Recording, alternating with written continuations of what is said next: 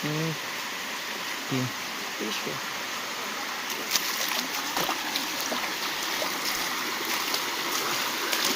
আস্তে পিছলা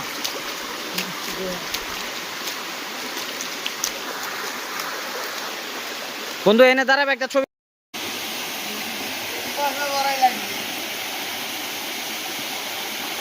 এরম আঙ্গুল দিয়ে দেখান রুজিরা কবে কই গেছিলিস ওই জায়গায় খাচ্ছে ওই জায়গায় উঠতে